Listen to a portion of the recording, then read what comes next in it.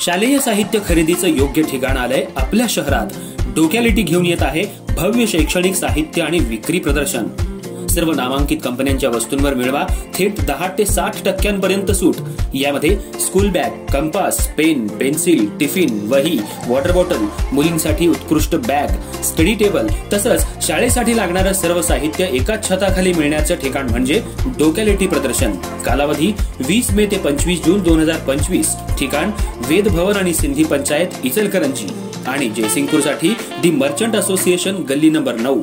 अधिक माहितीसाठी संपर्क 70 30 54 45 67।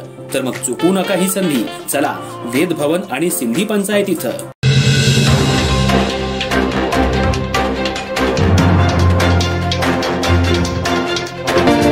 नमस्कार, मी तेजस्विनी मगदुम। एम मराठीमध्ये आपल्या सर्वांचं स्वागत आहे। पाहूया ठळक घडामोडी।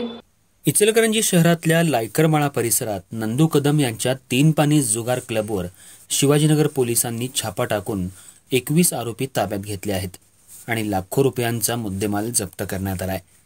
यात मोटरसायकल, मोबाईल आणि रोख रक्कम, जुगाराचं साहित्य पोलिसांनी जप्त केलंय। कारवाई शिवाजीनगर पोलीस ठाण्याचे पोलीस निरीक्षक सचिन पाटील यांच्या मार्गदर्शनाखाली करण्यात आली। कोल्हापूर जिल्ह्याचे नूतन पोलीस अधीक्षक योगेश कुमार गुप्ता यांनी पदभार घेतल्यानंतर जिल्ह्यातील अवैध धंदे बंद करण्याचे आदेश दिले होते। पण इचलकरंजी शहरातल्या अलायन्स हॉस्पिटलच्या मागच्या बाजूला असलेल्या लायकरमाळ्यात नंदू कदम यांचा राजरोसपणे 3 पानी जुगार क्लब सुरू होता। याची माहिती शिवाजीनगर पोलिसांना मिळताच पोलिसांनी आज या क्लबवर छापा टाकला। 3 खोल्यांमध्ये हा जुगार सुरू होता। यात सुमारे 21 आरोपींना पोलिसांनी ताब्यात घेतलं असून या कारवाईत गाडी, मोबाईल, रोख रक्कम आणि जुगाराचं साहित्य असा लाखो रुपयांचा मुद्देमाल पोलिसांनी जप्त केलाय। पोलिसांचा छापा पडल्यानंतर क्लबमध्ये खेळायला बसलेल्यांमध्ये पळापळ सुरू झाली, पण पोलिसांनी तिन्ही बाजूंनी वेढा घातला होता, त्यामुळे आरोपींना बाहेर जाता आलं नाही। हा सर्व मुद्देमाल जप्त करण्यात आलाय।